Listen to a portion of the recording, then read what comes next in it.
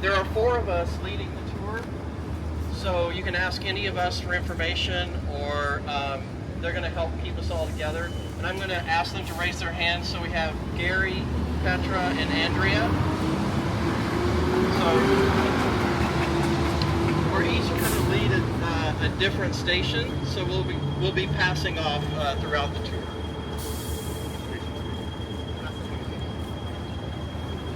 All right, so probably about 1 minute we'll get started. Hopefully you can hear me okay. If not, feel free to move in a little bit. There we go.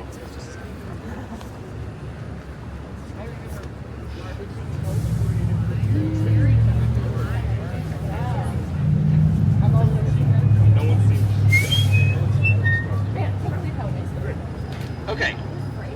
Everybody hear me all right? Great. All right, well, welcome. My name is Kevin Souza. I'm leading the first part of the tour today of Glen Park Station. I'm with an organization called Docomomo. Docomomo, you should remember that, right? It stands for, it's an acronym, and it stands for the documentation and the conservation of the modernist movement.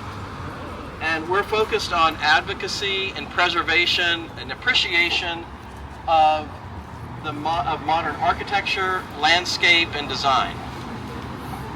And this tour actually gets to incorporate landscape and architecture quite a bit. Particularly this station and Powell Street Station you're going to experience today.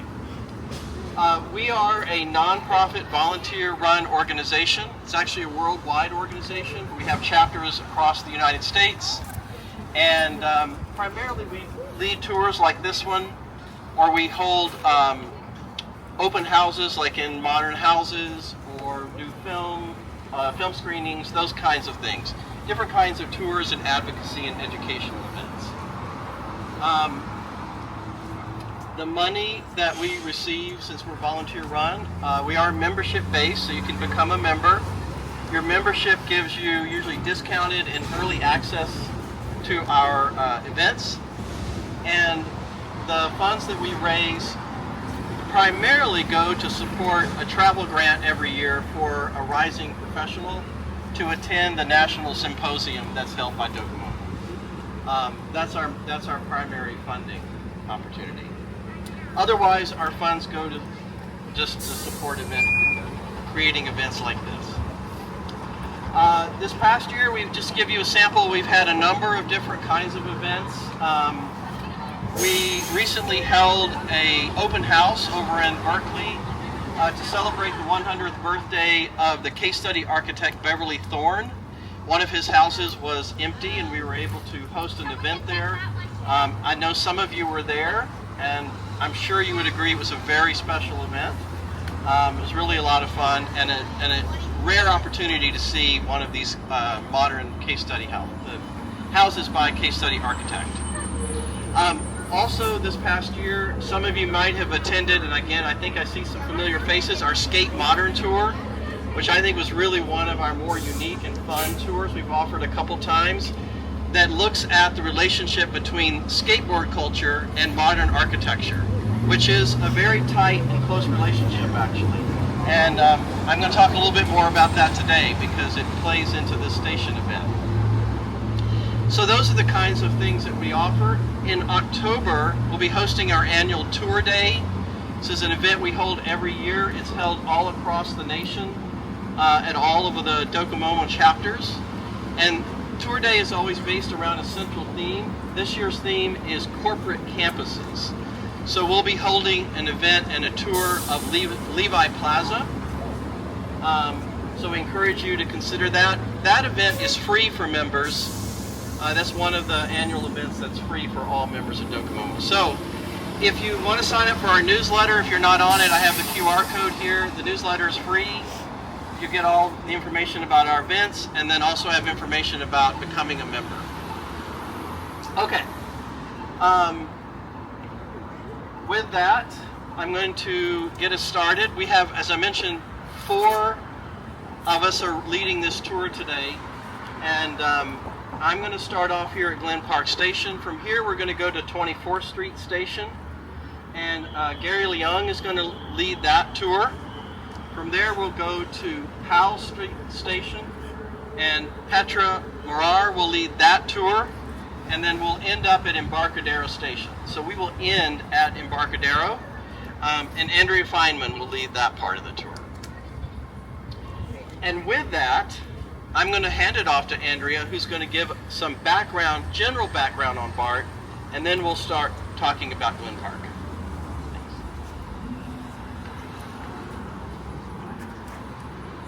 Can you guys hear me? Is this working? Cool. Okay, so just to talk a little bit about the history of BART in general. Is it too loud? Not loud enough. Oh, this is as high as it goes. Well, yeah, this is as high as it goes. Like, do this. Does this help? Like this? Is that better? Okay. So yeah, people were thinking about doing this, some kind of transit, regional transit, for a long time. As early as 1920, the SF Chronicle had an article about a potential Transbay tube from here to Oakland, long before we had the Bay Bridge between San Francisco and Oakland, which began construction in 1933. But they got serious about building this transit crossing when Congress commissioned the Joint Army-Navy study in 1947. So this study met some skepticism locally, but there was an SF supervisor at the time named Marvin Lewis, who was really interested in the recommendations, the outcomes from the study. And so he formed a committee to publicize this federal studies work and to advocate to establish a government authority that could then have the authority to build transit lines. So during the 1950s, his organization gathered funding, did research. They formed relationships with the engineering firms that would ultimately go on to build BART. These were, one of the main ones was Parsons Brinkerhoff out of New York. So, fun fact about Marvin Lewis, the SF city supervisor, he was a lawyer. That was his day job.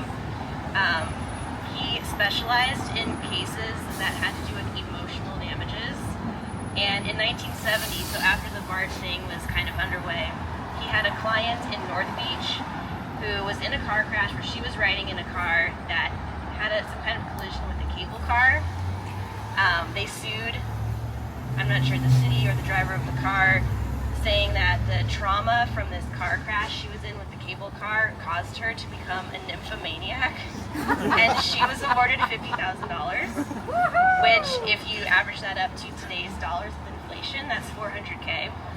So this is like a nationwide news story in 1970, the kind of thing you would probably see on like Inside Edition today, if that existed back then. So meanwhile,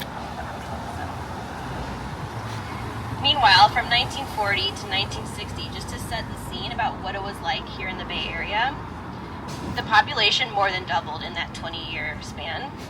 Mostly, World War II brought people, not only soldiers, but people who worked in shipyards and manufacturing and construction.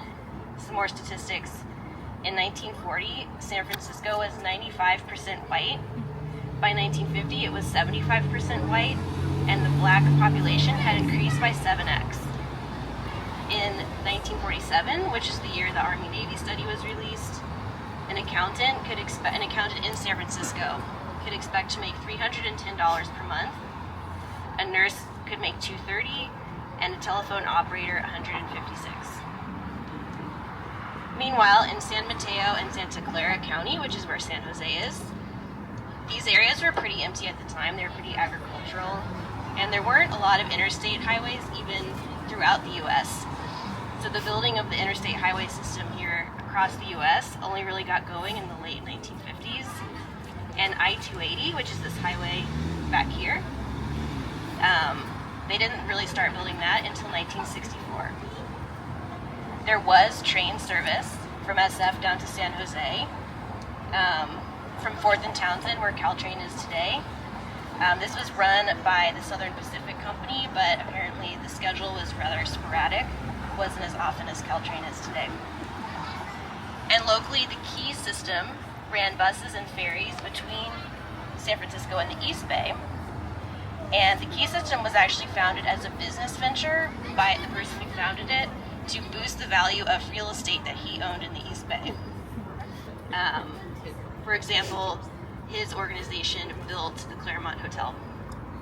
But ultimately, the Key system was acquired by AC Transit and folded into their organization. So to talk a little bit about BART, like taking shape, the organization actually getting started on it, they finally formed the government agency to run BART in 1957. That was called BART-D. D stands for district. And to finance this, in 1962, they had a $792 million bond called Measure A, which had to be voted on by 9 counties in the Bay Area. So this included the money for rebuilding the downtown Penny stations along Market Street, linking those with BART. And this bond measure just barely passed, so it needed 60% of the vote. The final tally was 61.2%. So another question I think we get a lot is why aren't Marin County and San Jose connected to BART? And I guess San Jose, like, maybe it technically is now, but that's pretty new. So the reasoning behind that is that the original proposal from Parsons Brinkerhoff, the engineering firm, in 1956 had BART stretching from, in the north from San Rafael, south to Los Altos and Palo Alto, east to Concord, and the later phases would have another line from Fremont going south all the way to San Jose to complete the circle, and then extensions to Antioch, Livermore, and north to Novato from San Rafael. So we all know some of those came to pass and some of them didn't. So what happened? Santa Clara County, which is where San Jose is, they weren't happy that the very first phase of the BART building would just barely touch their county because it was going to end in Palo Alto. So they backed out. And then with Marin, they hit a snag because originally they were going to run the BART trains over the Golden Gate Bridge, like make a second deck on the Golden Gate Bridge. And the Golden Gate Bridge Authority basically told them no. So the only way to get around that would be to build a second Transbay tube, which is way too expensive given the revenue they were going to get from Marin customers. And then in 1961, San Mateo County withdrew. And so without the money from the San Mateo County passengers, the BART organization actually asked Marin to back out too because they couldn't pencil out like having that work. So the next controversy that almost tanked BART even coming to pass was convincing the Contra Costa County supervisors to put that Measure A on the ballot. So, you know, a lot of people, especially at that time in Contra Costa County, lived in farm communities. They didn't expect to really use BART. So the county supervisors were like pretty lukewarm on BART in general.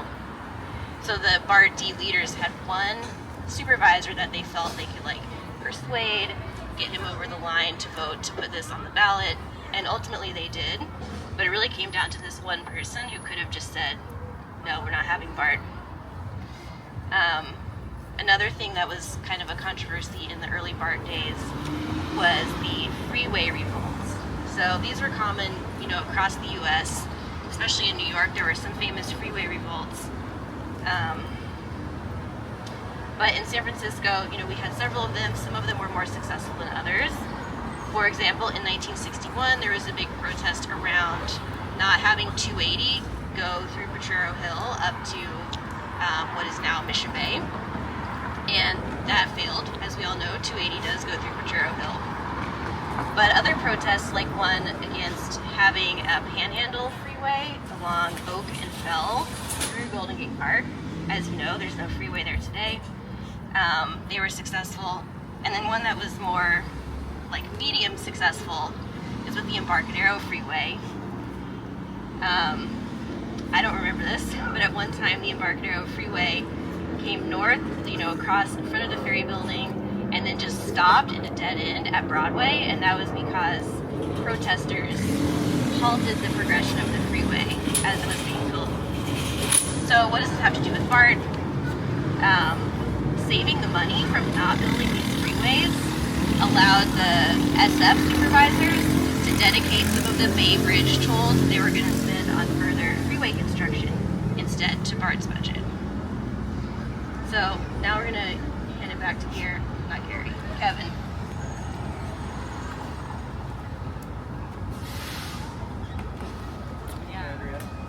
Hello? Okay. So, to get started with Glen Park, I love this station, so it might come through a bit in my talk today. It's such a gorgeous station, and it has such a wonderful blend of landscape, which we're going to spend a little bit of time with, as well as the architecture of the building. So, all right, so construction on this station at Glen Park started in 1968, but this station did not open until 1974, so it took 6 years to construct it. You can just imagine, and there's a tremendous amount of excavation that had to happen. This is one of the deepest stations of all the BART stations, and they had to figure out how to fit this station next to a major freeway. So anyway, it took about 6 years. BART began their operations in 1972, so 2 years before this station opened. A couple of quotes about this station. So this first quote comes from the former San Francisco Heritage Foundation president, Michael Buehler, and he said, quote, "This is the best example of brutalism architecture in San Francisco, if not the entire Bay Area." Well, that's quite a claim. So if you're familiar with brutalist style architecture, in a very generic sense, brutalist architecture is architecture where the materials that make up the building are exposed. They're, so we on this building we see a lot of concrete. Typically when people think of brutalism, they think of concrete structures. But more importantly, it really just means that the materials that make up the building are there to be seen. They're not covered by skins or external walls. So you may have your favorite brutalist building. I do think this one is pretty special. Whether I would say it's the best, I don't know. Another quote from John King, who's the urban design critic for the San Francisco Chronicle.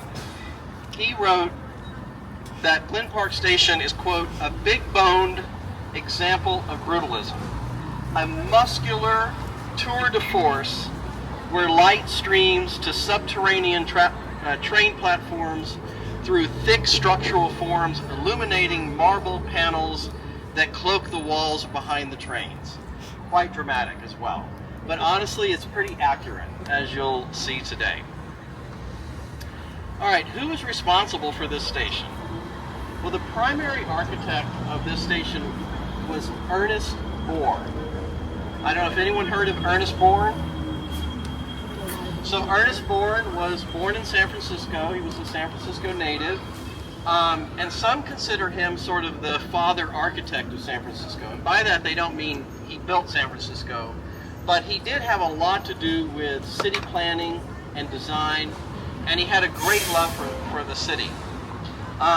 He lived with his wife, who was an architectural photographer and illustrator, on the Great Highway. So he lived in my neighborhood out by Ocean Beach, and he had a beautiful house out there. He and his wife were instrumental in designing the 1939 International Exhibition at Treasure Island. They were two of the primary architects of the overall layout of that event. And they also were commissioned by the federal government to design a complete renovation of San Francisco's waterfront that went from Fort Mason to the ferry building. Now, Ernest Born really had a vision for an urban future, is what he called it. And his vision for an urban future was a San Francisco that was very vibrant and always relevant with the times. And his plan for the waterfront actually required them to basically destroy everything that existed in the waterfront and build a completely new waterfront that was very pedestrian focused. I mean, it looked great, but it really eradicated a huge part of San Francisco's history. So that never came to pass. But this station he considered to be, he felt that it was the best example of his love and vision for San Francisco. So this is sort of his crowning glory. Now, Ernest Born worked with an architectural firm, Corlett and Spackman. They assisted in the construction and engineering of the station. And just to place them in your thoughts, they designed the 1960 Winter Olympics facilities at Squaw Valley. So if you've ever been to Squaw Valley, it's quite a dramatic ski resort, and those, of course, were designed by them. Now, the landscape architecture. The landscaping for Glen Park was done by a California landscape architect named Douglas Bayless. Has anyone heard of Douglas Bayless? All right. Well, you will know some of his work. Douglas Bayless was a contemporary of another well-known landscape architect named Thomas Church. You might have heard of him. Together, they were really considered the founders of what's called California modern landscape architecture. And it embraced a lot of the concepts that you probably already think about as California living. The most obvious one being this whole concept of indoor-outdoor living, where the spaces outdoors and the spaces indoors are almost continuous. And if you look behind you here, you'll notice that this station doesn't even have a wall between the plaza and the lobby. That's a clear example of what he was talking about. Now, Douglas Bayless designed all of the landscaping here. He selected the plants. He always focused on locally sustainable plants that could live within the Mediterranean environment. Olive trees were his signature plant, and he used them in all of his landscapes. And you can see we're surrounded, they have them over here, up there. He also selected all of the materials that you see that are used in the landscaping. But unfortunately, Douglas Bayless died 2 years before the station was built. So Ernest Born took over the landscaping and did implement his designs as Douglas Bayless had designed them. The only change to the landscape design was the plaza was originally supposed to extend across Bosworth Street into another park area on the opposite side of the street. That is now a BART parking lot right across the street there. The reason why that was changed is that the year before this station opened, Daly City Station had opened, and turned out there was a big controversy over parking. BART had dramatically underestimated how popular it was going to be, and particularly how popular some of the more suburban stations were going to be. And Daly City, if you've ever used that station, is one of those, what I call a commuter station. It's a station where people drive to it and then get on BART. Unlike here, this is more of a neighborhood station. So due to the amount of controversy over the lack of parking in Daly City, they converted that park into a small parking lot. But otherwise, we're pretty much intact. The last thing I'll mention here, and then we're going to walk up to the upper plaza, is that this compass that we're standing next to, this is a compass that has the name of the station and the year that it opened, or the year that it was built. This was designed by Ernest Born, and he even designed a unique font just for this monument. That's going to be important a little bit later too when we talk more about the graphic designs for the BART station. Okay, with that, what I'd like us to do is walk up the stairs and go up the sidewalk and just gather underneath the olive trees up there.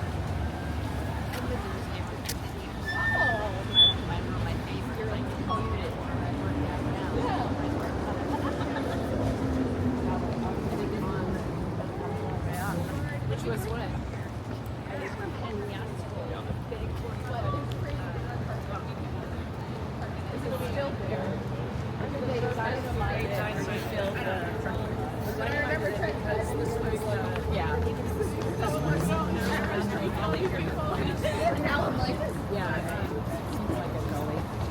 So over time, all the different businesses in this scanner, there were other, there's like a dairy there.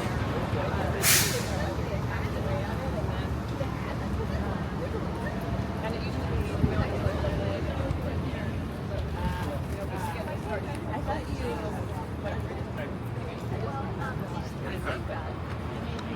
it's like a chill. It's like a chill. I guess they only go there in the weekends. So. Right, the weekends is free.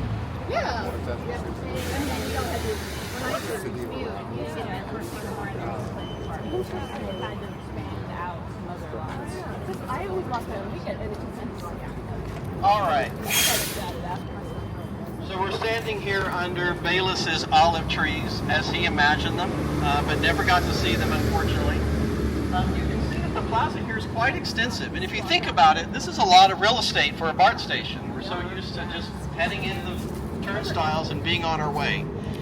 But it was very important to Ernest Born that this station was a part of this community.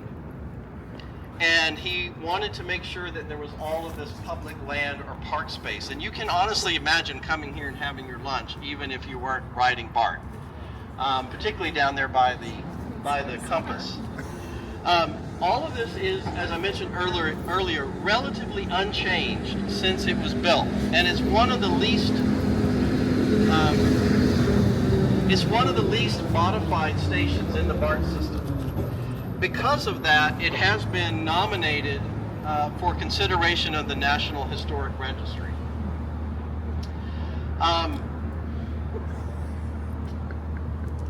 I want to point out, you might have to kind of come around if you want to see it, but I think this view is a fantastic view of Born's vision of the architecture. Because in this view, you get a really clear picture of the concrete, the steel, and the glass that really make this a special station. He designed this beautiful butterfly roof, which is all glass, because he was very committed to trying to penetrate as much natural light as possible, not in just to the lobby, but all the way down to the train platform. So when we get down there, you're going to see that the natural light goes all the way down. And in a very typical example of what we think of as brutalist concrete architecture, they used a style to form the concrete called board form concrete. In essence, they create a form out of wood and and then they take the wood off, and as a result, you can see the wood patterns in the concrete. That was an important element for Born, and I'm going to come back to that in a second. When we go in the station, if you choose to go down the staircase to the platform rather than the escalator, you can really get very good hands-on, literally hands-on view of the board form patterns in the concrete. Okay. I've already noticed, someone in the crowd noticed an odd little thing over here on the corner of the station. See this? Yeah. Does anybody know what that is? What? Signature. That's a good guess. Anybody else?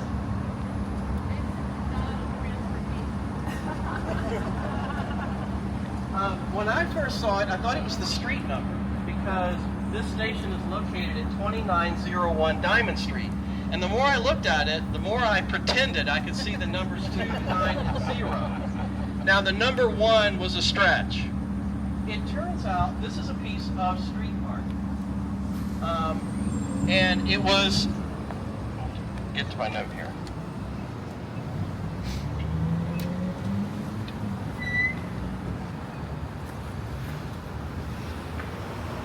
I just recently uncovered this fact. It was designed by a street artist, New Zealand street artist named Levi Crocker. He, interestingly, is a street artist turned sculptor. He now has things. But he is also an avid skateboarder. And he came to the U.S. in the fall of 2023 specifically to skate a lot of the great architectural skate locations in San Francisco, this being one of them. And he left a piece of his street art at those various locations. So he put that there himself.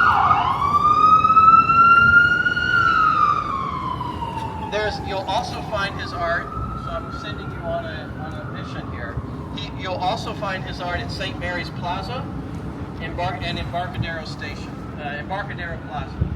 Two other areas that are known for skateboarding. That is what I'm saying. And personally, I think it's freaking fantastic, and I hope it stays there as long as possible. I've actually talked to him, I contacted him, and I said, but aren't you worried about it? And he said, that's what it's all about. It will be there as long as it's there. So I hope it's there for a really good long time, because I think it's very cool. It's been there about a year. Yeah. I went and I found old pictures of the station, and it wasn't there, so that's what made me suspicious. And then Gary, who's leading our second part of the tour, he looked at it immediately and said, that is street art. And I was like, what? And sure enough, once I knew that, I was able to find it. Okay, we're going to walk back down onto the main plaza. A couple things I want to point out is these beautiful cantilevered benches here. Very typical sort of modern design using the cantilever. You'll see all throughout a number of the BART stations the use of what you might also call floating benches. They just look like they're floating in air. Some of them do have pedestals, but they're designed to look like they're floating. And then also, right on the corner where you see that red San Francisco BART, the fire department thing, that box on the corner, above that is the BART sign, but it's also on my head. And I want you to pay attention. You've probably all seen the BART emblem 100 times, but it was designed by Ernest Born. He did all the graphics for the BART stations. Choose the colors, all the graphic signs, whether it's a bathroom sign or whether it's the iconic logo. He designed those, and they, again, remain unchanged since BART opened. Okay, let's go all the way back down, but not through the turnstiles. We'll stop just outside the turnstiles. He did. Great question. Ernest Born also designed Balboa Park. Those are his two stations.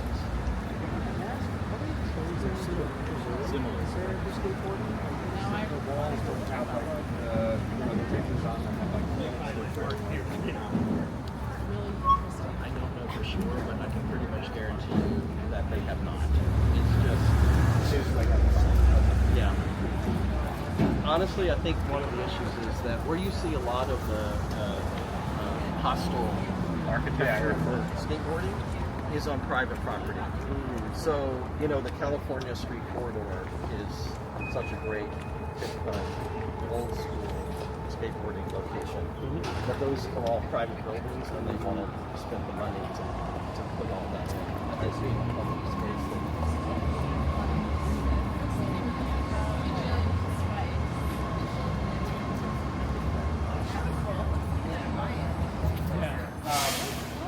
So Ernest Born had a love for Bay Area architecture, and we call it the type of architecture you see in the Bay Area.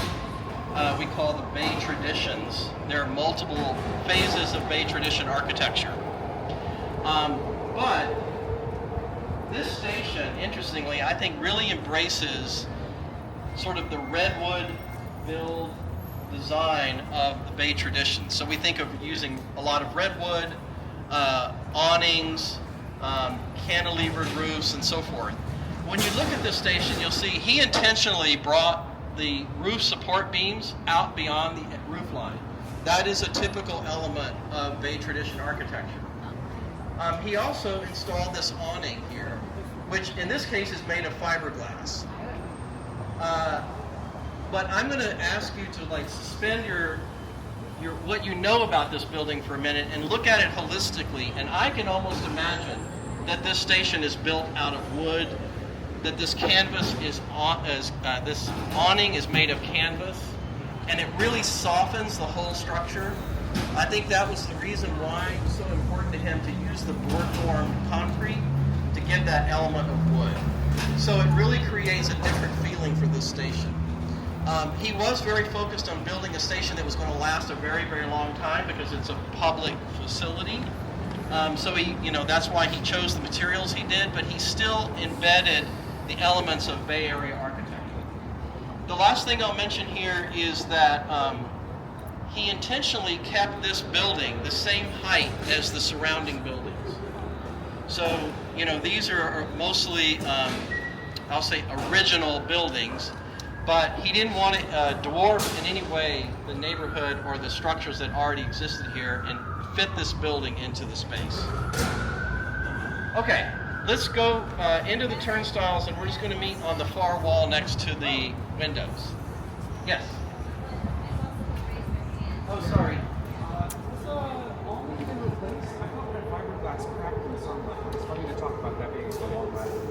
I don't know that it's been replaced.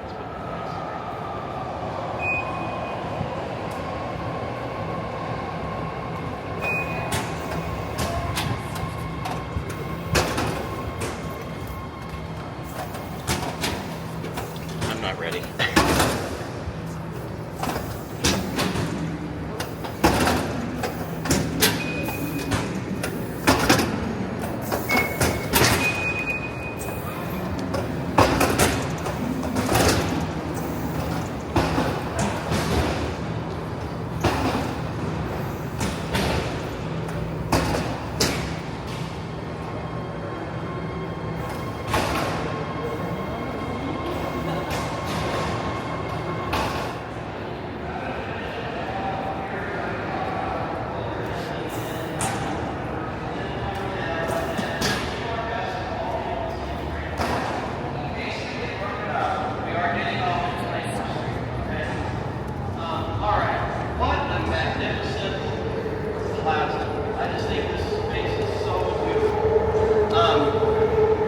They brought the flooring from the plaza right into the mezzanine area.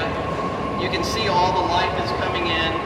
He added all these windows here for more light.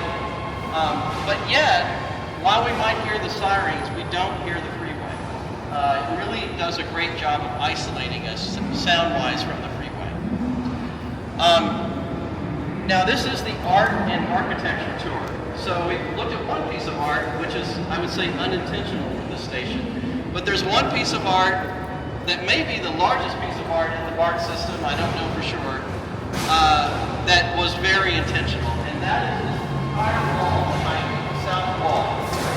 This is a mural that was designed and made out of Carrara marble. It was designed by Ernest Born. So the guy did everything. Now, he says he had no art budget for this station, so he decided to design it himself. That also included him having to go to Italy to select the marble. So, whatever. But he designed this and he had it constructed in Italy in a way that it could be brought back to the United States and then assembled by I'm going to say lay workers. It did not require artisan tile layers. Again, because he didn't have the budget for that. So there's 100 pieces of marble in this mosaic. And it's actually quite dramatic. When you come out of the station with the arcing escalator, it really reveals itself. So we're going to head down to the platform. A couple things I want to point out. First of all, you can take this staircase here, and this is what I mentioned. It's quite dramatic. If you take the staircase, you see the concrete forms, but it also feels like you're descending sort of into a cave. You can also take the escalator, which is dramatic as well because this is such a deep station. It gives you that sense of being on a roller coaster. But you'll also notice if you take the escalator, on each side of the escalator, there are large round lenses that Bayless had originally spec'd out to hold olive trees. Unfortunately, I don't think they survived, and the planners are pretty neglected, but you can see the architecture still there.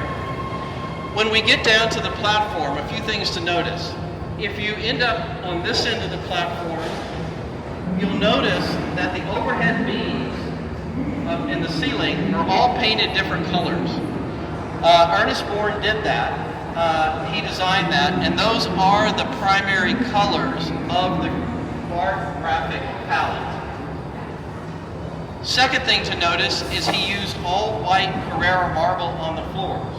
He did that in order to reflect this light back up into the space and maximize the amount of natural light. The third thing to notice is that if you look on the walls behind the trains, the walls are covered in Montana slate tiles. That is one of the few places where he actually covered up the structure. And he did that in order to cover up the natural water seepage that happens in underground stations. All right? When you get down there, be sure to enjoy the middle section of the platform where the natural light is coming in, and then we'll all get together and get on, probably, once we're all together, we'll get on the first train that comes. All right? 2 minutes. 2 minutes. Well, we'll see if we can make that one. See you at the bottom.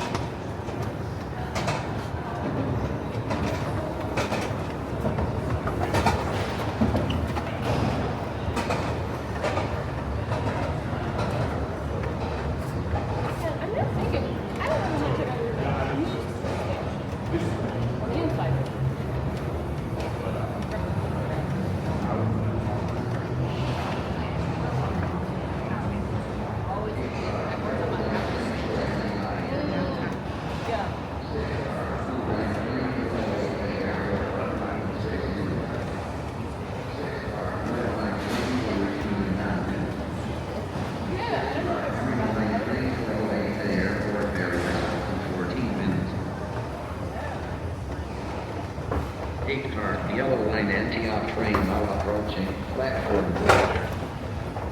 I just thought they did this.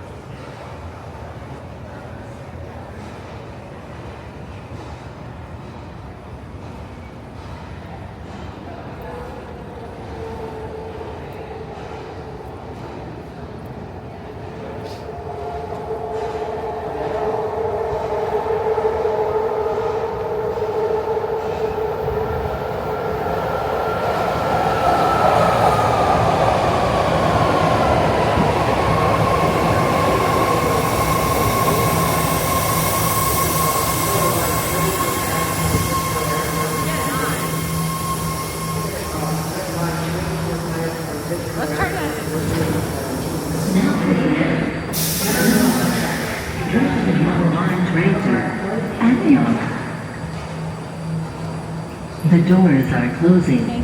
Please stand clear of the doors.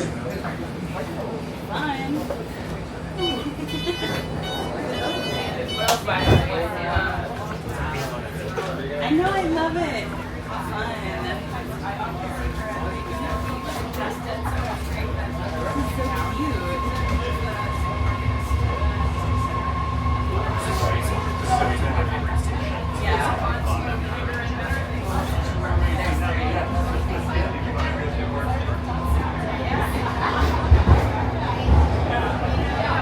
The next station is 24th Street Mission. Want like a picture of our cards or on card? Yeah. Okay, you ready? Ready. Oh, yeah. Oh, wow. Yeah. Oh, I mean,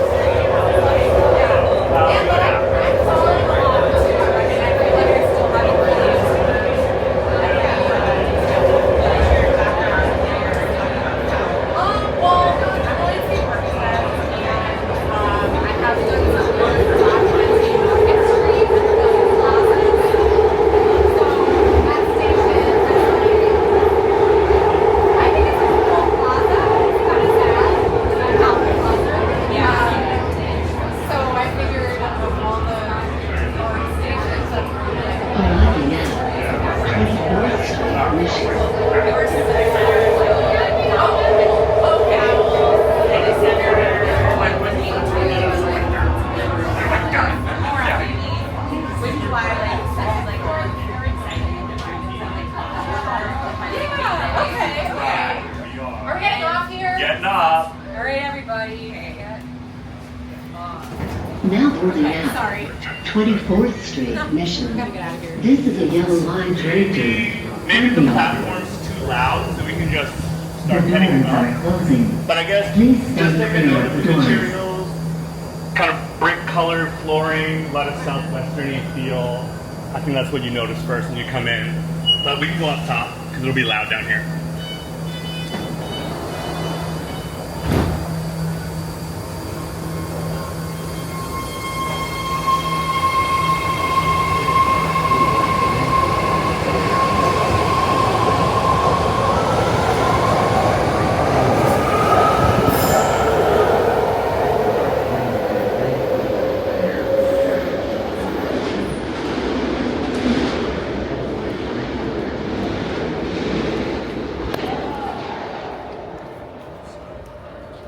Elevator's there if anyone's not okay with stairs, but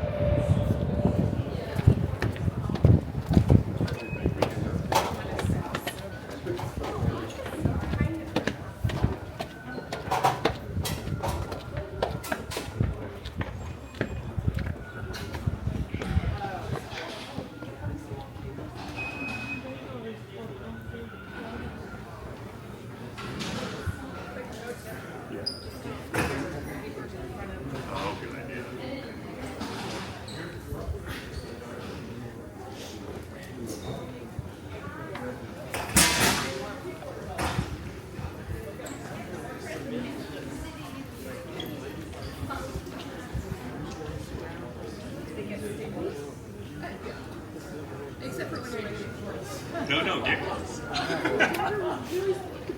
Can't have too much distance between us. All right, we're almost all here.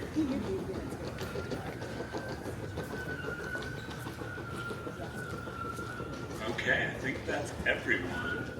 So this is 24th Street Station. It opened in 1973.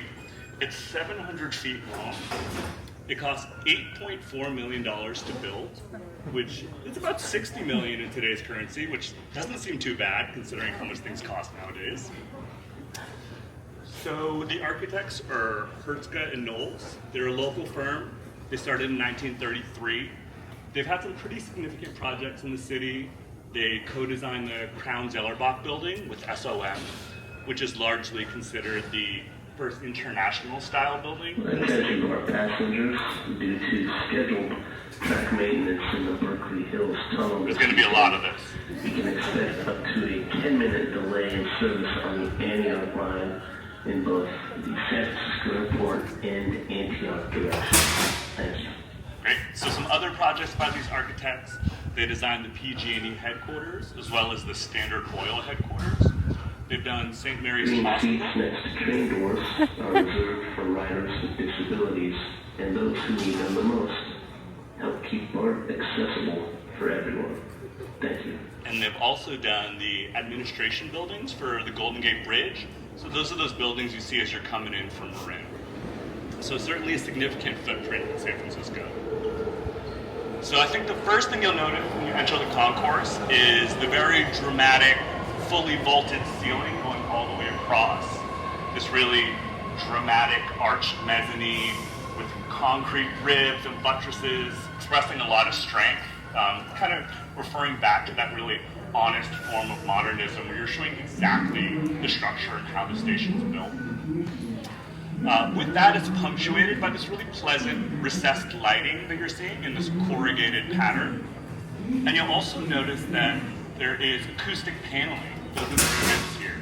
So that's wood acoustic paneling to dampen some of the sound to make it a little more pleasant.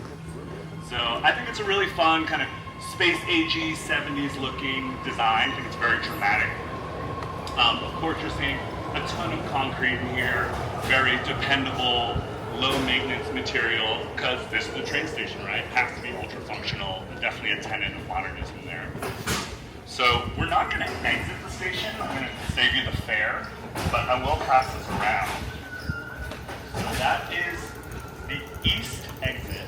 And what you'll see there is, as you enter, it's basically a concentric circular wall of cement and this ramping up brick paving leading up to it. So a lot of flow, a lot of curve leading up to the station. It's actually really beautiful. You may not notice that as you're coming to the station because you're so focused on just getting to where you're going, you probably wouldn't stop. Maybe you're trying to get through the street market bazaar that's going on up there. Maybe you're getting a deal on Head and Shoulders, I don't know. Yeah. I guess with that, talking a little bit about coming back into the station. This station is a mirror design to 16th Street. Same architects, pretty much the same look and feel, even down to the artwork. So why don't we step and take a peek. We're not going to exit, we'll just take a peek at some of the artwork over here.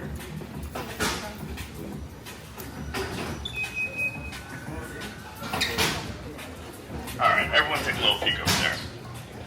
And I'll stand over here. So what we have outside are concrete reliefs by a British artist, William Mitchell. So William Mitchell is known for a brand of modernism that's very much rooted in craftiness and buildability. Another interesting note about William Mitchell is he worked under Gio Ponti. This name's probably familiar to some of you. Very celebrated Italian designer, architect. Gio Ponti is the founder of Domus magazine, the Superleggera chair, which is very light and strong, and more recently did the Denver Art Museum. So I thought that was a fun little note. That's Gio Ponti, who worked with William Mitchell, who did the actual reliefs there, and you'll find his reliefs both here as well as at 16th Street. So coming back into the station, you'll notice that these walls are sloped. And I think that's a really nice detail. Kind of acts as a nice inverse and complement to the arched ceiling. And I think what everyone always notices is the tile murals. So the tile murals were designed by Janet Bennett, who's still living at age 94. Janet Bennett also designed the color block tunnels you see at LAX. So some of you may have noticed those, or next time you come out of LAX, you'll come down these really dramatic, beautiful colorful tunnels. I think it's a really nice welcome to LA. So with that, to pre-answer everyone's question, the tiles were made by Heat Ceramics. That's a fun piece. And I think next time you go through LAX and you see those tunnels, you can know, oh, we have those at BART. So with that, you'll see Janet Bennett. She picks one shade of yellow and 3 shades of brown. And it's in this serpentine pattern. Oh yeah, there's the LAX tunnels right there for you. So it's in the serpentine pattern, and the color palette was chosen. It was intended to be kind of like an homage to the Latin American community that the station largely serves. But it's also worth noting that right from the start, there was criticism of the artists chosen because they weren't local. So, and also there were quite a few community groups who were basically protesting the construction of BART, feeling that it was a path towards gentrification, it was going to raise real estate prices, it was basically going to push out lower income families. So with that, I want to read 2 quotes. And the first one is from a community newspaper, Basta Ya. And the quote is, San Francisco Planning Department foresees 13,000 to 14,000 new residences in the next 20 years. Look around. Where will they find space to build 14,000 homes? The only place is on top of the homes you're living in now. Is Senor Taco the type of urban renewal we want? BART will bring tourists from downtown to 16th Mission in 3 minutes. Our homes will become hotel rooms and restaurants and ceramic stores, and topless taco clubs that do not service Mexicans. So right away you can see the vitriol there. Basically fears that there's going to be commodification of Mission Latino dad. And I'll have a second quote, a shorter one, from El Tecolote, a newspaper that's still around, and it says, for the suburbanite, BART means convenience, but for the Mission, it means high-rise construction, higher rents, and job losses. So, of course, these are really valid concerns. We've all seen the way the Mission has changed over the years. It's also worth mentioning that the tunneling and the trenching along Mission Street, it took years to build. And that really affected the businesses over the years. So with that, any questions? Yes? I just noticed the difference to the last one. Tons of natural light. This no natural light. Right. I think that's probably more a result of different architects, right? At the time when they were designing BART, BART had the most architects hired in the Bay Area out of any other project in the 60s. So lots of different views. I think the recessed lighting is nice in here, but it ain't no natural light, that's for sure. It's also the street. Yeah, the street. Yeah, absolutely. And I saw a hand over here. I was going to say under the street. Sure, right, and we're under the street, right, yeah. So is this the shallowest station? That was the deepest? Oh, I don't know if it's the shallowest station.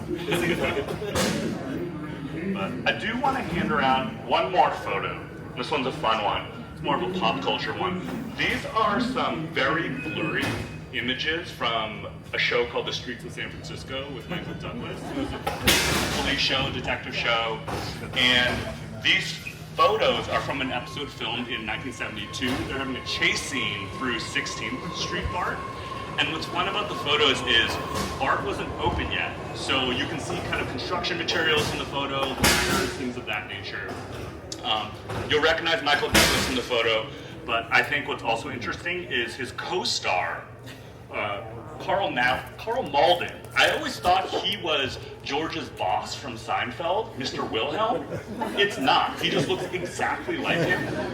Which is super disappointing because I thought George's boss was in A Streetcar Named Desire. He's not. That's this guy. But yeah, that's it. I guess after we pass it around, we can reboard. Yeah, that's fine. Yeah, absolutely. How do we feel? If we could get on the last car, the back car, I think that'd be great. Okay, we'll get on the last car. Okay, thank you. We're going to Powell. Unless you already know.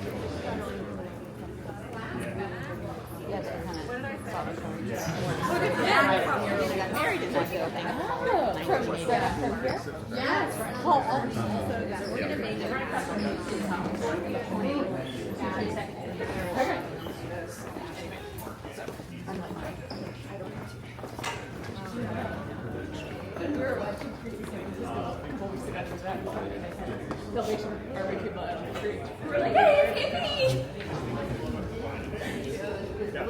Yeah. Oh, but you were on.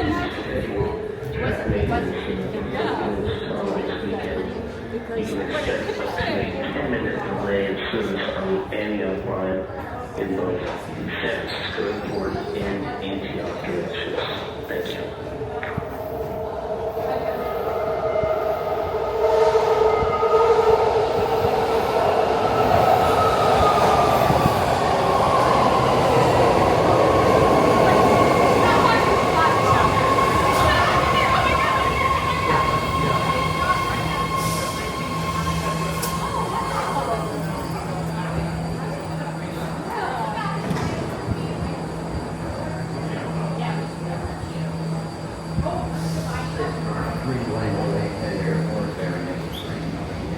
The doors are closing. Please stand clear of the doors. Maybe I shouldn't have made it. I need to test this.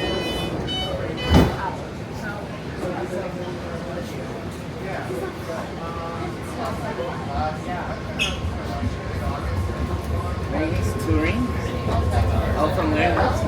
From Glen Park Station. That's where we started.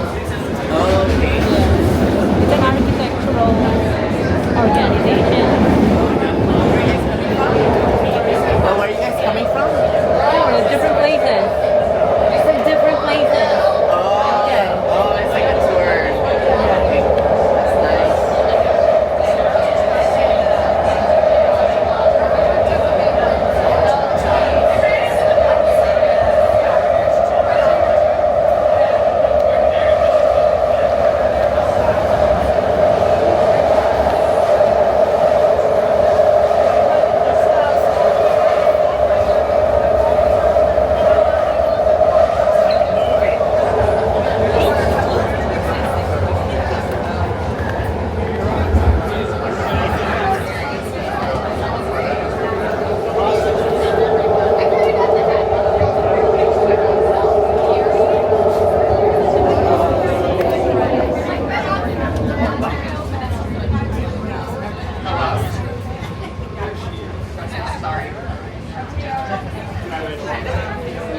I just want to mention that the tiles in 16 are a different color.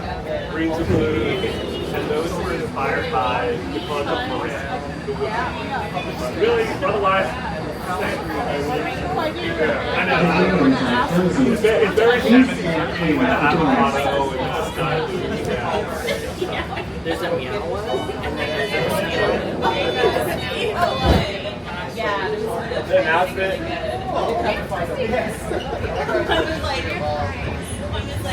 Oh, she told me that. Well, I guess I can just say it now. I was just going to note that I wasn't going to talk on the platform because that is chaotic.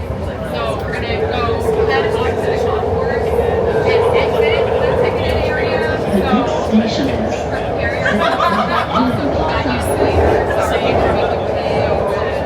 check out Hallidie Plaza. So yeah, I just the wanted next station is directions. Civic Center UN Plaza.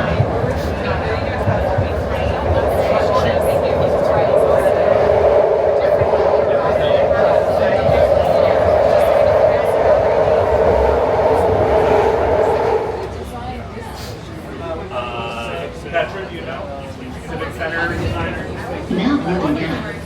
Civic Center UN Plaza. This is a Green Line train to Berryessa. The doors are closing. Please stand clear of the doors. I know, I should know.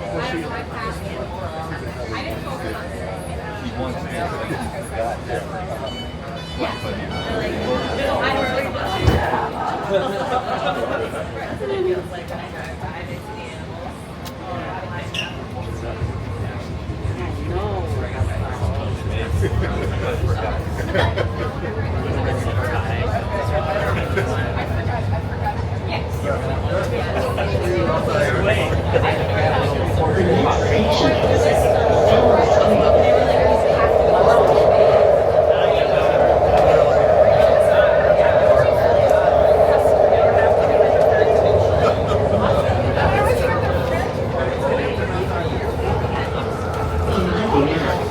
Powell Street.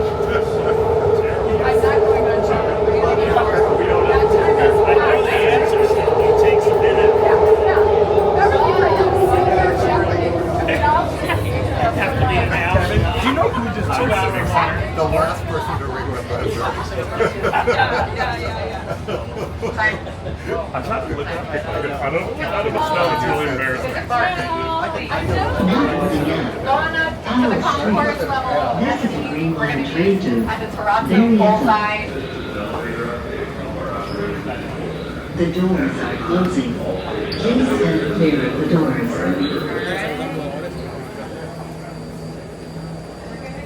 Up the escalator that's hiding behind the corner.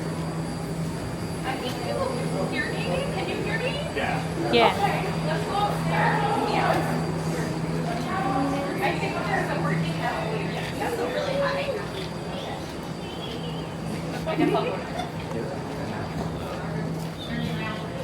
The architect I think you're at one. and Terrence. I am good at mimicking Civic sound. Center? I'm not just singing. Yeah.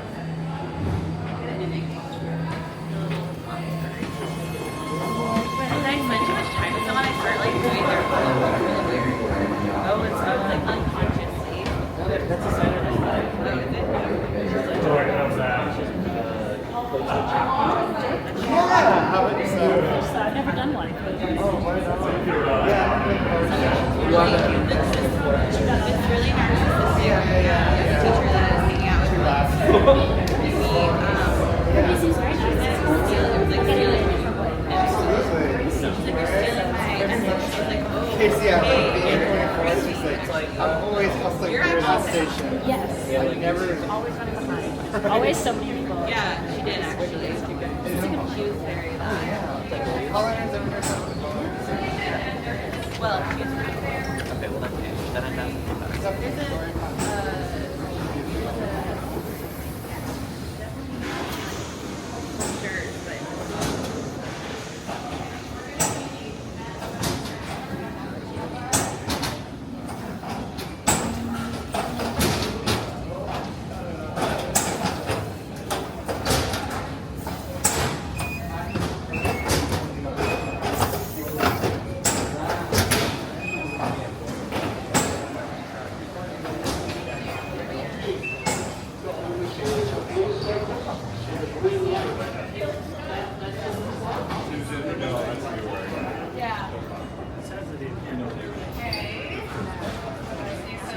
Okay,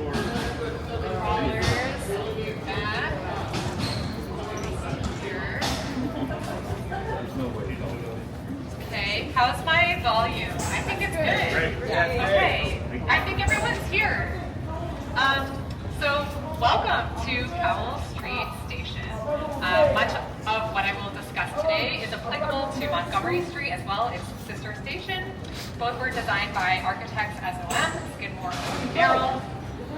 At the time of the project's award, SOM was known for the Crown Cellar Plaza, headquarters building, which Gary mentioned, as well as the John Hancock Western Home Office building, 255 California Street, which was featured on our Escape Modernism tour, if any of you attended that.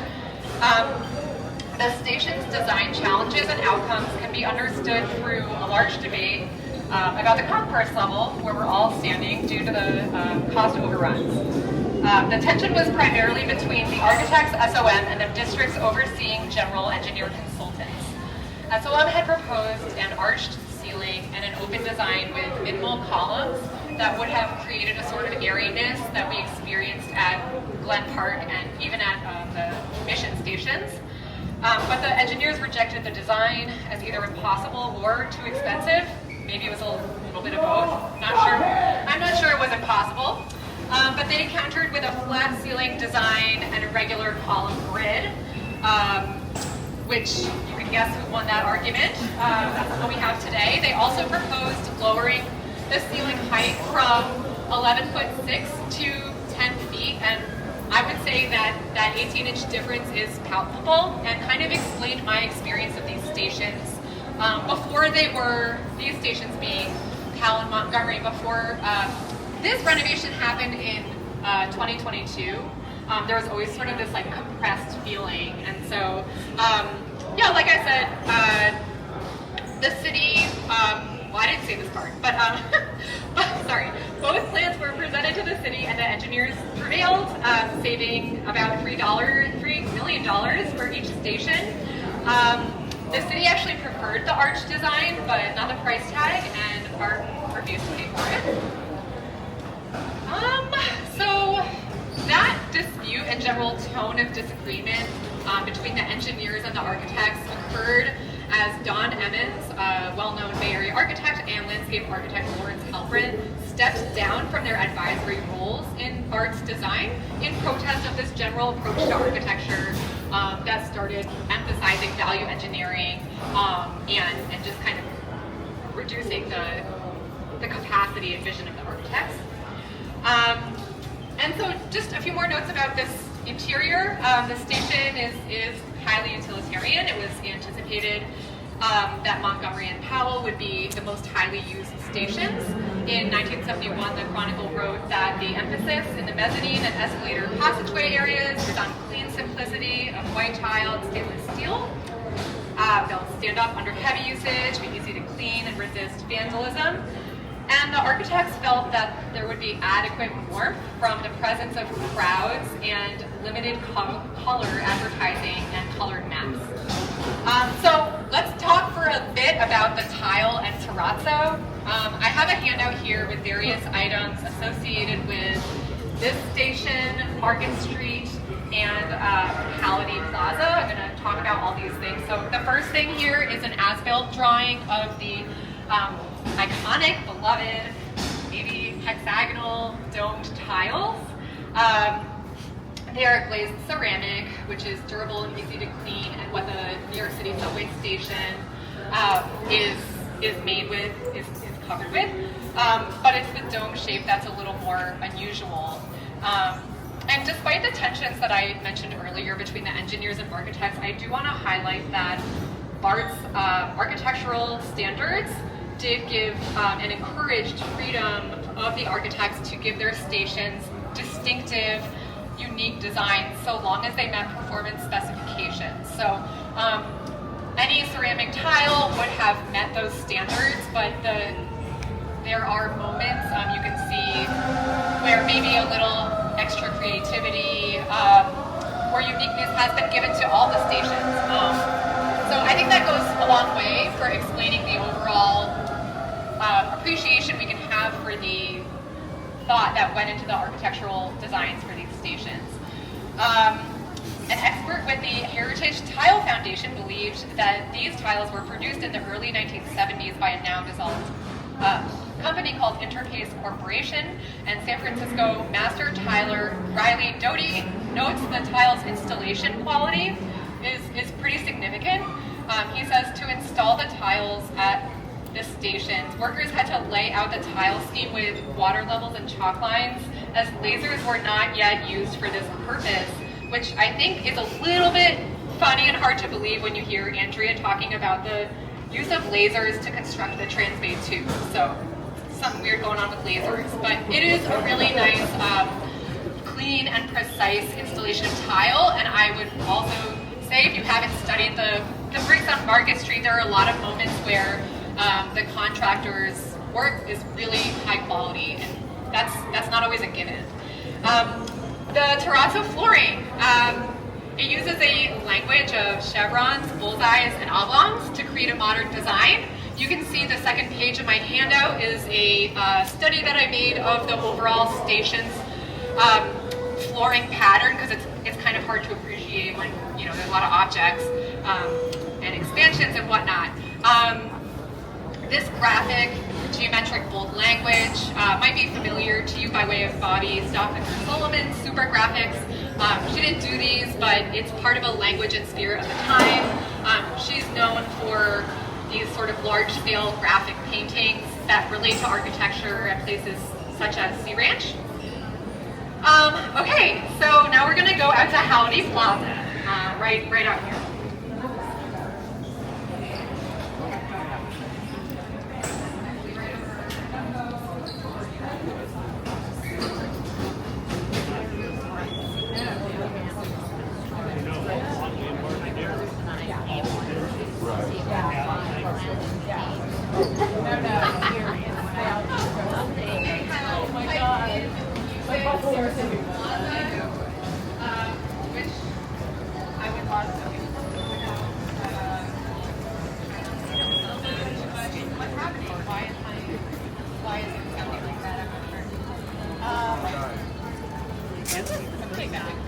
Grab a chair. You like hotter here. Welcome to Hallidie Plaza. Has anyone not been here before? Okay, we all know Hallidie. Love it or hate it. Maybe it's mostly hated. But first I'm going to touch on the construction of Lower Market Street stations. So a little bit more on BART first. Powell, Montgomery, and Embarcadero took 6 years to construct, from 1967 to 1972. Contractors used a cut and cover technique with construction staging built on top of the excavations with temporary platforms. The stations were deep and double-decked to accommodate San Francisco's muni system, and only buses and trolleys were allowed in the street, running along either curb, alternating north and south. The street was reopened to traffic in February 1973, and Muni was completed in 1978. So, stepping back in time a little bit from the construction of BART, approval of BART in 1962 spurred inspiration for the redevelopment of Market Street in conjunction.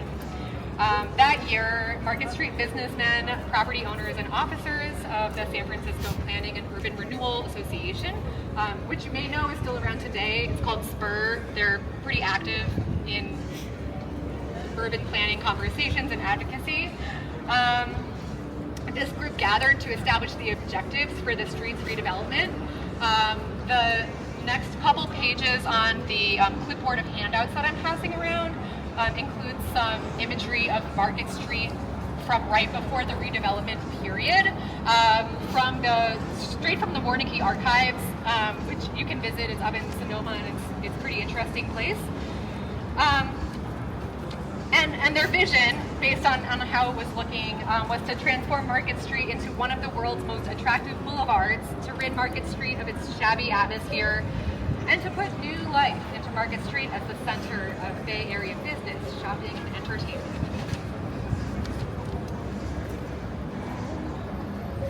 recognizing the complexity of the problems, the committee retained a team of urban planners, designers, and real estate experts to tackle the challenge of surveying and analyzing the street to define an approach to revitalization. Those of you who are, paying attention to this type of project today, you may be familiar with Better Market Street. It's like, here we are again, like 50 years later. This is routine.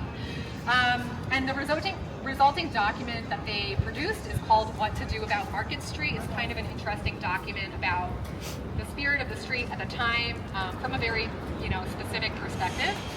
And the resulting project was the Market Street Redevelopment Project, which is sort of the modernist era version of Better Market Street.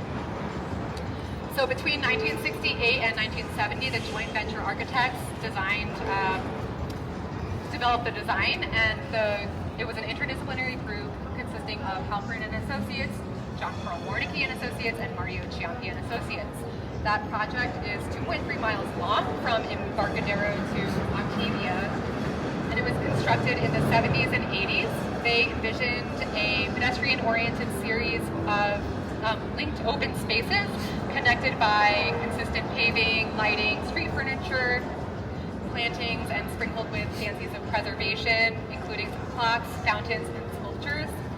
And I think it's interesting to note that the sidewalks were some of the widest in the country at the time, at 25 feet wide. I don't know about you, but I kind of take Market Street's design for granted a little bit. And I think there really was some late modernist investment put in there, along with the quality of the construction that worth celebrating.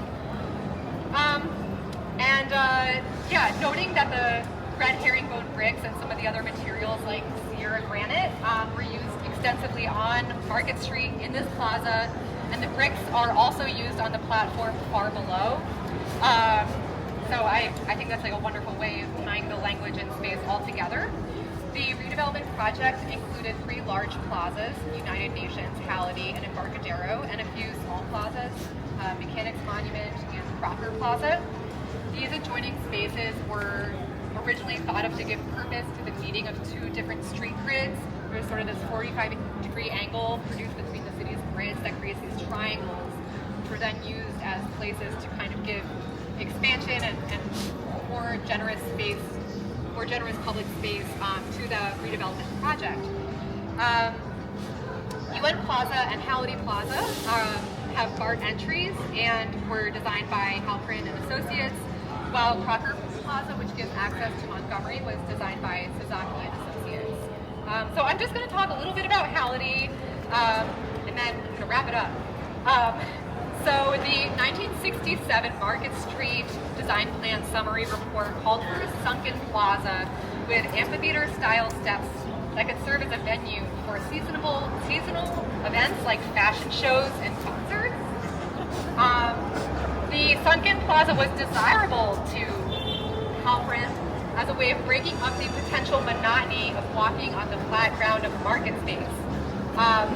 Please see the handouts for original photographs showing this plaza. You'll notice there's some similarities, some differences.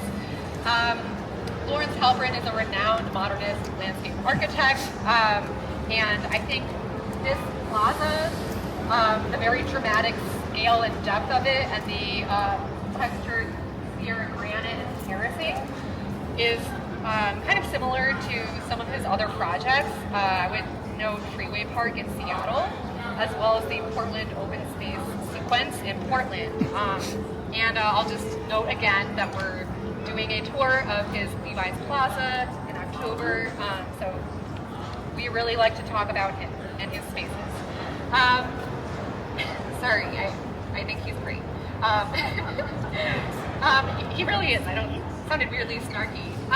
So I don't know what you all think of this space, but so you may or may not be surprised of the original early reception to the plaza.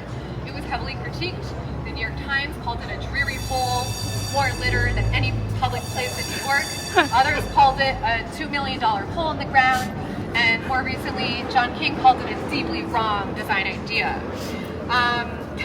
urbanist William H. White, who you may know for his 1970s Street Life project and book, The Social Life of Small Urban Spaces, developed observations, documentation, and theories about human behavior in urban spaces in Manhattan. And then he came over with a research group to study San Francisco's plazas, including Hallidie, Crocker, and Crown Zellerbach. His research team observed that even at the time, they found it a failure, emphasizing insufficient seating and too many glaring flat surfaces. I think it's interesting to note that at the time, it was thought to have insufficient seating because, as you can see in the handouts, there were many custom fixed benches on the lowest, middle, and upper tiers that were constantly packed with people. So yes, maybe they needed more seating, but there were a lot of people here using this space. Yeah, just some other original components that are still here. The railing above has always been well used as a perch, and it would be like one consistent perch. Well, no one's up there right now. I feel like usually people are there, but usually it does go all the way across to the other wing. But this interesting elevator was installed in the 1990s, and I think some critique is just that it really breaks up what would actually be a normal space, more of a relationship between the street and where we're standing. The honey locust trees, the round planters, the guardrails are all original. I would say the greatest loss is the removal of these custom benches. I am incensed by the general removal of public seating. It's a problem in all of our cities. And I didn't mention, but I would just want to highlight the beautiful terrazzo bullseye seats on the platform. Please appreciate them as you re-enter the station. So wrapping up. And there used to be a visitor center here, and that's gone. So I don't know, maybe that just tells you about the overall attitude that is, put upon this plaza. Wrapping up, I'll just note for you to check out the tile next to the police station, which we're going to enter into. Instead of reproducing the actual tiles, they use a high quality at-scale photographic wallpaper. And more recently, there was an effort to reproduce these tiles, and yeah, I hear there's a surplus. So I don't know if any of you are into those tiles like some people are, but I don't know. There's a surplus. Let's try to get some. Yeah, okay, I'm gonna wrap it up. I'm done. Let's go back down to the station. Let's go to Embarcadero. Andrea is gonna take us from here. Thank you, Petra.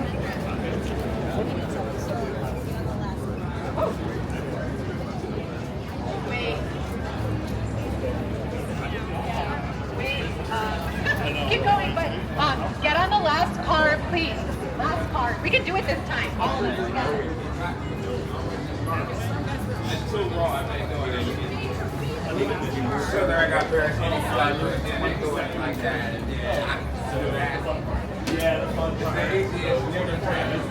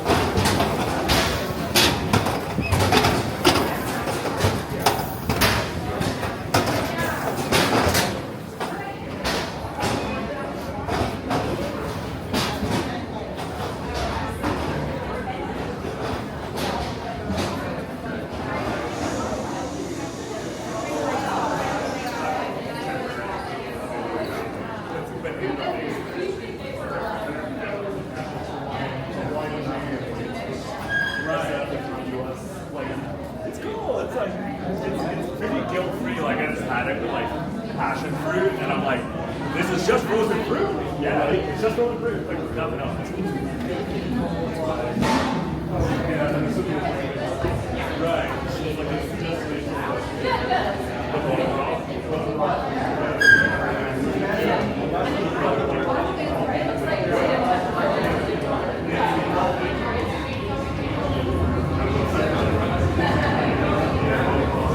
Oh, that's new. No.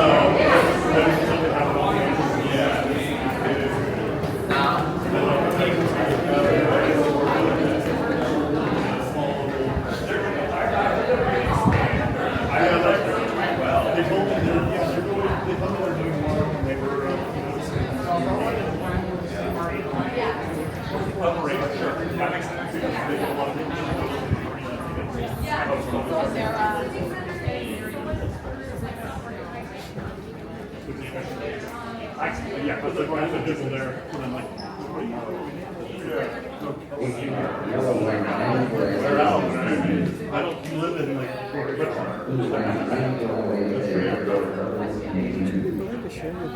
I'm sorry. With you? With just the organ prayer, yeah. Yep. With help us. Yeah, I'll just email you. Yeah. Okay, give me your email.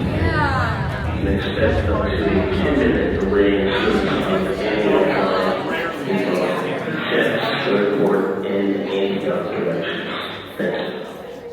I do want to mention the music video for Green Day, When I Come Around, is filmed in this station. So when you go home, put it on YouTube, you're going to see the tiles and everything. You'll love it. That's right. It's an adorable music video. I was surprised at like how young and charming we are. Yeah.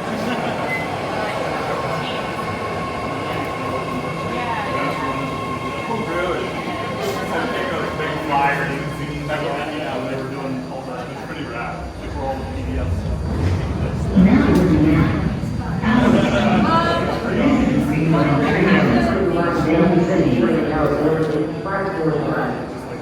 The doors are closing.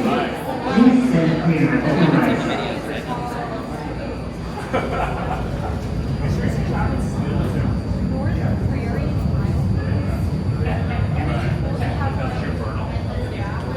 Years, the lowercase BA design has stayed pretty consistent as the logo. So in his archive, which some of our colleagues looked at, there's several iterations of that BART logo. Let's wait till we get on the train here to miss this.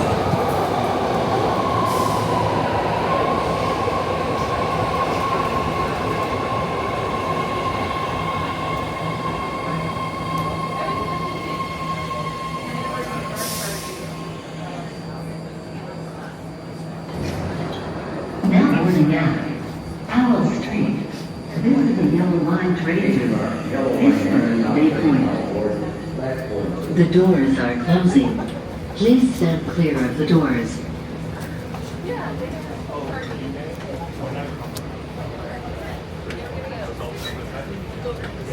So one thing we took note of in our research is that Sunbird Farrar, who made the visual identity manual when BART was first created, they said in their statement that it has been a pleasure to refine such a strong new transit symbol. So that's what made us think that Ernest Born really was the originator of that BART BA logo.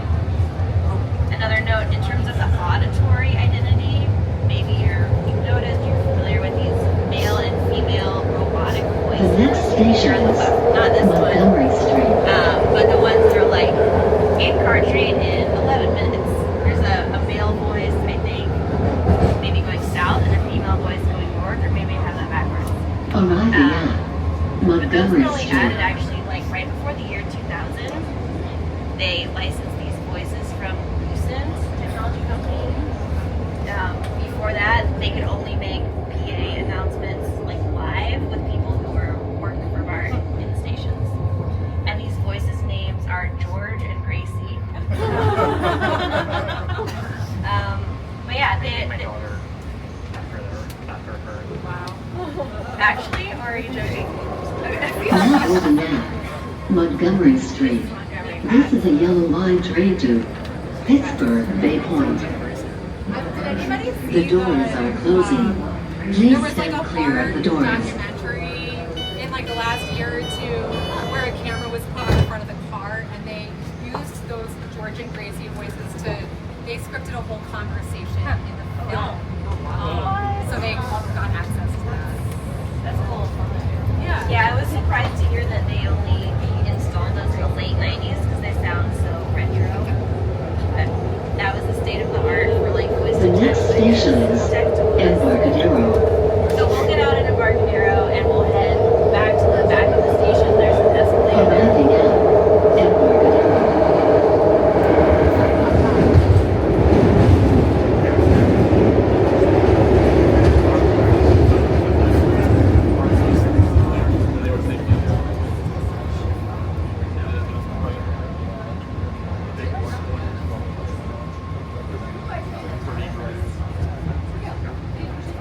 Going back this way, you said? Yeah. Now boarding out Embarcadero. This is a lower line trade to Pittsburgh Bay Point. Benefactor.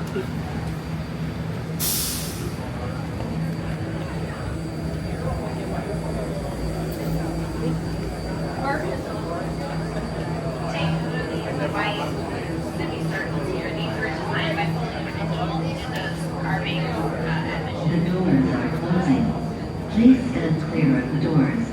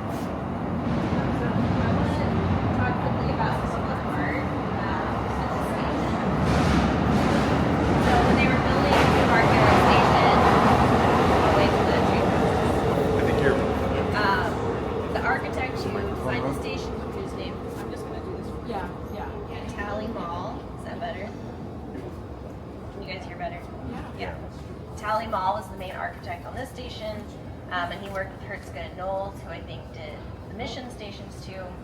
They negotiated, at this point, I think Petra was talking about this, some of the architects, people involved were like getting frustrated that the leadership, the BART leadership was trying to save money.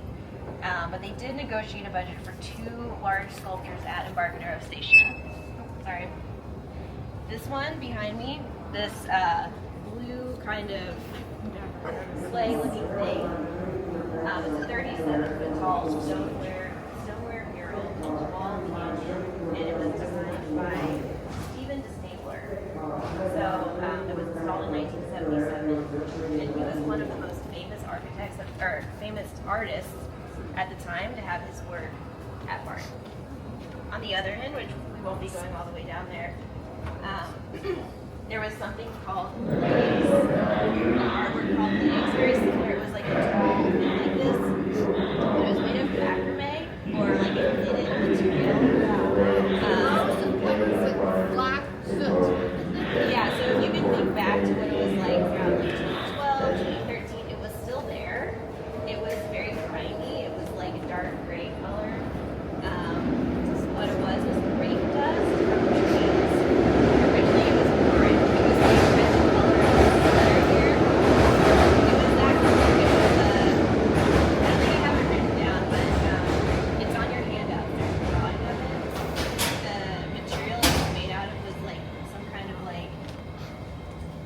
deck was something that they used to make firemen's clothing.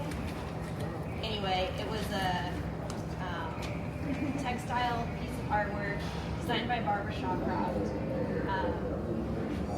They removed it in 2014 because it was pretty expensive to clean and maintain. So I do think BART still has it somewhere in the warehouse, but it's not there the way it is listed here. So too bad. I think now we're gonna pay. We're gonna go out along this wall. There's a carving of like a man's face, and we're gonna meet there. It's kind of in the middle of the concourse here. So let's all go there.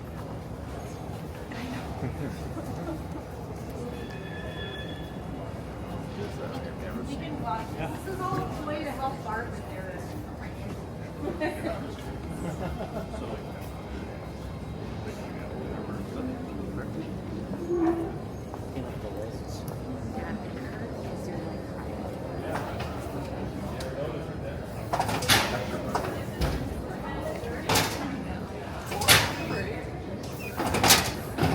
I just think I gotta get home.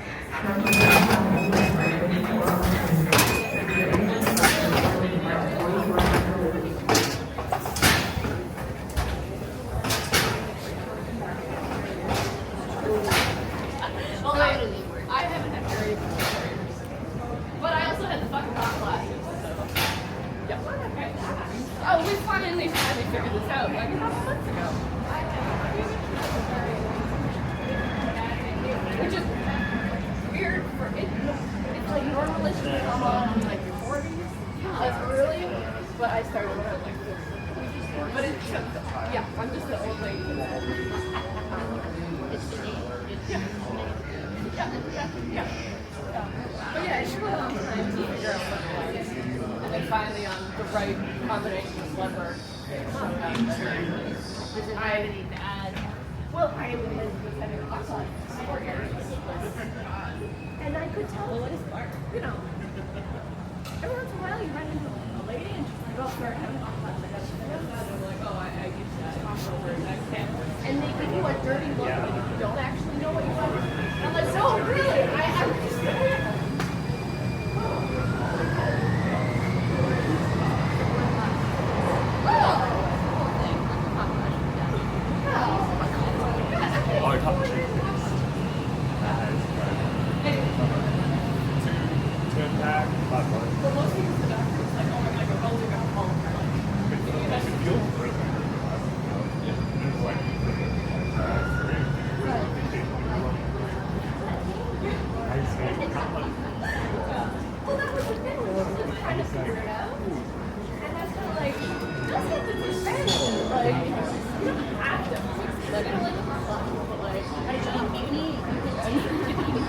down there, but one of the lines goes all the way up. Just no sticker. Yeah, it's a big sticker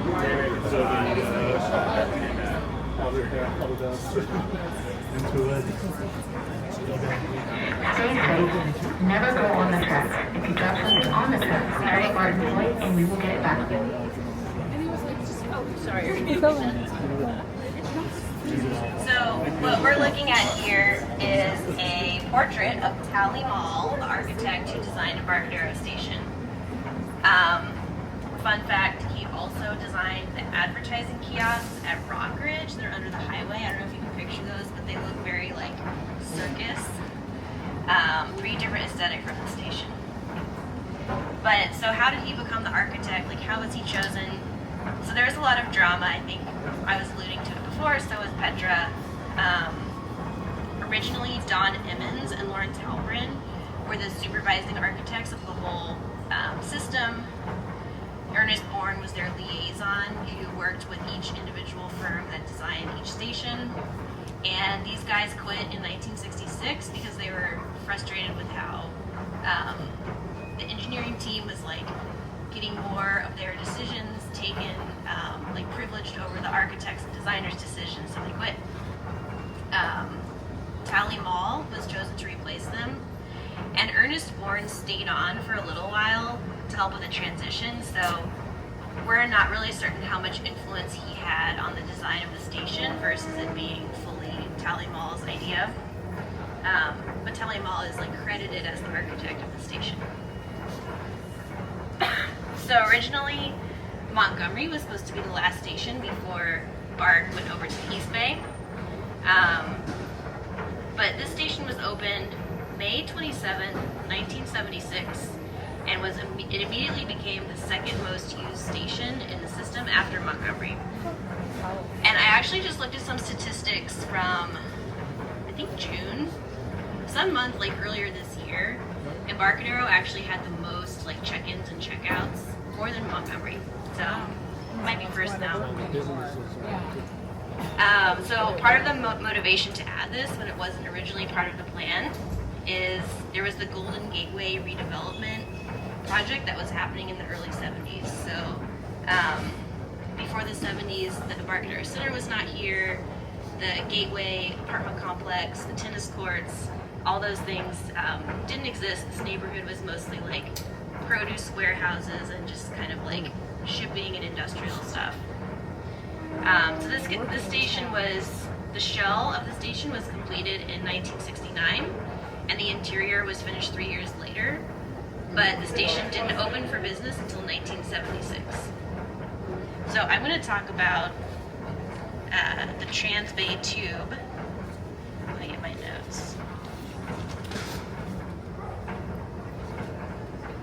So the tube is right, to my right. It takes us from here to Oakland. It is 3.6 miles long, and when it opened in 1974, it was the longest underwater tunnel of any kind in the world.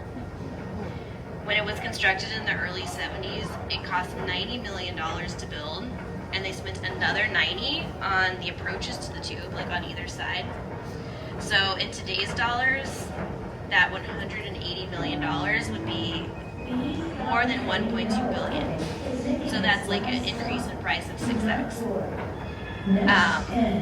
By comparison, the new Bay Bridge section that was built in 2013, you might remember the part from Treasure Island to Oakland actually was just completed in 2013. That cost $6.4 billion at the time, 10 years ago. And if you adjust the $180 million that the tube cost up to 2013, like inflation level, the construction of the Bay Bridge segment still costs more than 6 times the cost of the tube. That's after accounting for inflation. So while the engineering partnership that managed all of BART was Parsons, Brinkerhoff, Tudor, and Bechtel, the tube was actually built by different firms. It was a joint venture. Peter Hewitt and Sons of Omaha, Raymond International of New York, Tidewater Construction Corporation of Norfolk, Virginia, and Healy Tibbetts Construction Company of San Francisco. So can anyone guess how far below the surface of the water is the tunnel? 30 feet. 30? Any other guesses? So it's a lot. No, the surface of the water. Yeah, like how deep did they sink it down? 150? Yeah, the answer is 130. So I actually I went to the Bay model in Sausalito, and they said that the average depth of the bay, if you consider like the entire bay, is only 18 feet. Whoa. But this part of the bay where the tube is 130. So they built it in sections at Pier 70 here in San Francisco. They built 57 sections that were 330 feet long by 36 feet in diameter, encased in a steel shell with 3 feet of concrete around it. So can anyone guess, how do they get these 57 tubes under the water? How do they do it? Got the big concrete gates up, and then once they connected them, then they opened it up. Pretty much, yeah. Yeah, so first they dug trenches under the bay, like in the dirt or the, whatever they call it, the bed of the bay, with 2-foot thick gravel beds for the pieces to rest on once they got down there. And to guide their dredging machines to make this kind of like channel for the pieces to to lay in. They had 7 laser beams that were set on different points on each side of the bay to guide the barges that were doing the dredging. Apparently they left these on all night, and you could see them from as far away as 5 miles. And this was considered very high-tech at the time. Using lasers to align your dredging machines was like very cutting edge. So while they were doing this, they came up with 5.7 million cubic yards of soil from down there that they had to get rid of. What do you think they did with that? You can guess. Mission Bay. Put it in Mission Bay. Any other guesses? This is like the unused dirt that they dug out of the trenches. Foster City. Foster City. No, they took it out in the Pacific Ocean past the Farallon Islands and just dumped it. So yeah, I guess they didn't like really reuse it at all. The trick question. So digging these trenches is pretty not easy. There's a lot of detritus down there, like old stuff from the gold rush, boats, sunken ships, like ferry docks, stuff like that. And furthermore, while they were digging this out, people like corporate ships, I guess, I don't know what kind of ships they had back then, but ships that were passing by through the bay that were dragging their anchor would like drag through the trench and mess it up. So someone who knows more about boats than me can explain why you would drive your boat with the anchor dragging. I don't know. Eating, drinking, and living are not allowed in So once the trench was ready, they sealed the 2 pieces on both ends to make it like more or less watertight. And they took them out onto the water with a catamaran barge. That's like a barge that has like 2 pontoons on either side and it's empty below. They sunk them down. They put 500 tons of gravel in pockets on top of each tube to like make it sink down. Sunk them all down there, and then they used hydraulic railroad car couplers to squeeze them together. So on the rim of each tube, they had a gasket of some sort, a neoprene gasket. They squeezed them together, pumped out the extra water, and then divers welded the pieces together. So this took 3 years from the time of constructing them, the pieces at Pier 70, to the tube's completion in 1969. To give you some perspective, the same month that the tube was completed in 1969 was when the album Abbey Road came out. The same month that Willie Mays tied Babe Ruth's record of 600 career home runs, and it was 2 months after the moon landing. But, so it's 1969. Full train service through the tube didn't start until 1974, just 5 years later. And according to UC Berkeley, a report that came out like 10 years ago, there have only been 5 leaks in the tube's history. One was after the 1989 earthquake. There was a little bit of water seepage, I guess, but the tunnel was actually shut down only for 1 day. So, I don't need that one, but thank you for picking it up. Looking to the, yeah, you can hang on to it, thank you. Looking to the future for a moment, there's often been talk about building another tube, right? Like people like to fantasize about this. So,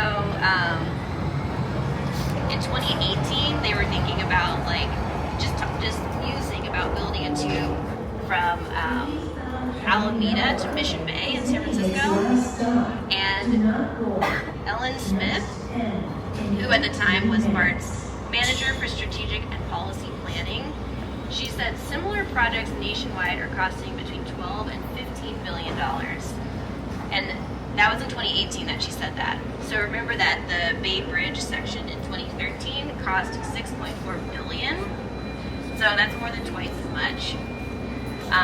And remember that the Bay Bridge section itself is more than 6x the cost of the Transbay tube, even accounting for inflation. So one thing I think is interesting about this is that they were already talking about a second underwater crossing as early as 1941. They were talking about building one from Hunters Point to Alameda. That would be like a complement to the Bay Bridge at the time, because this is long before BART. And it just never got going because this was right before Pearl Harbor. So I think that just like quashed the plans. So I just have one more thing to talk about here, and I think someone is going to pass around the sign-up sheet in case you want to sign up for our email list.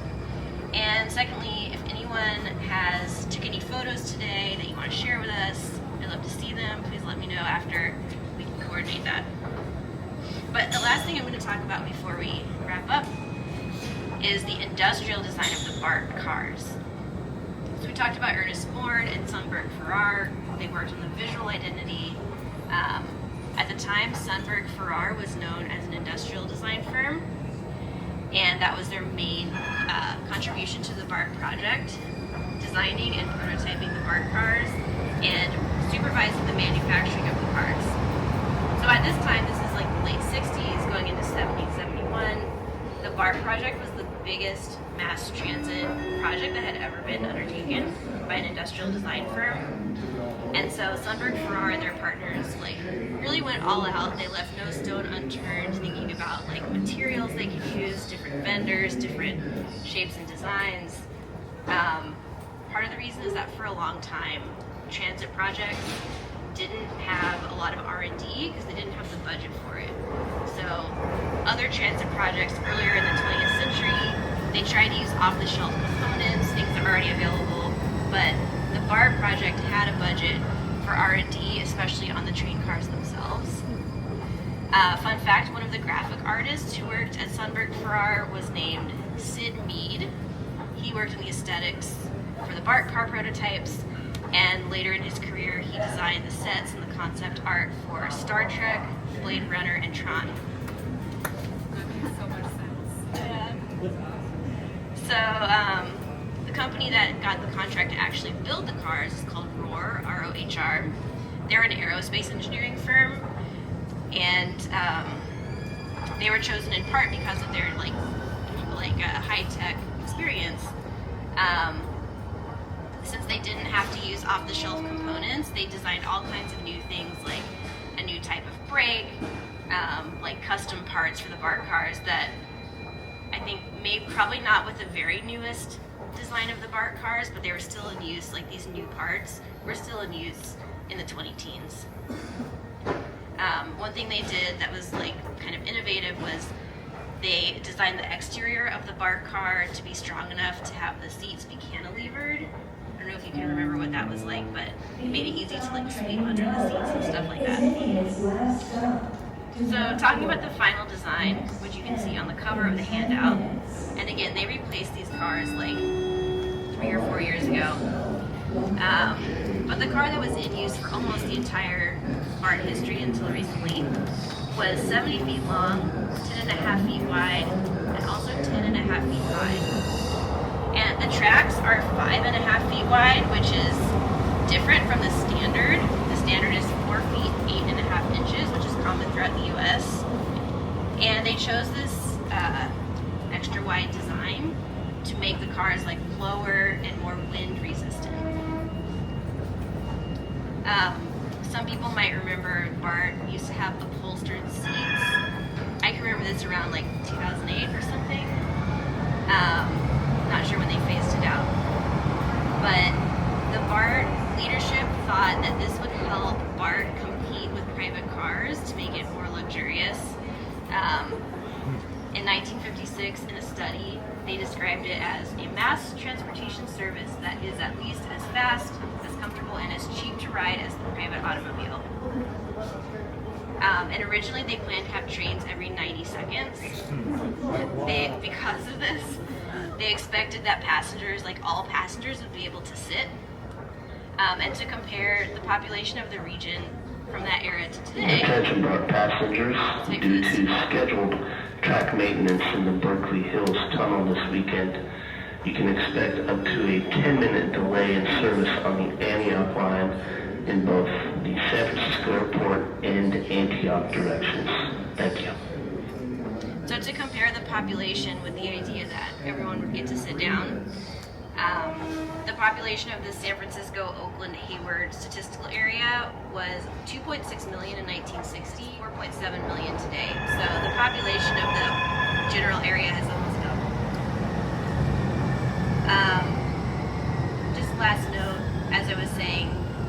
BART cars, the kind of like blue and lime green ones. Those are new, those are different, but you can still see the original Type A cars, which I think are on the front of the handout. There's a railway museum in Suisun City that took like one or two of the last existing train cars, and they're renovating them as a museum thing. So you can go see those if you want. So that's it for our tour. The one thing I wanted to mention, besides signing up for our email list so that you can know about our upcoming events, is that our next event is October 26th. It's part of the US-wide annual tour day, and it's Levi's Plaza. I know someone mentioned that before, but this year's theme, like US theme, is corporate campuses, and our like modernist campus in the city is Levi Plaza, which is very close to here. It's like 10 blocks from where we are right now. So if you're interested in that, stay tuned for the tickets.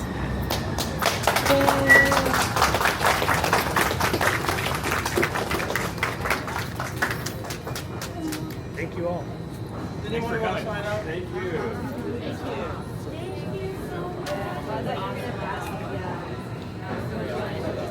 I don't know. I'm gonna put someone more. Like in some places, like in the Embarcadero Center, super. I don't think.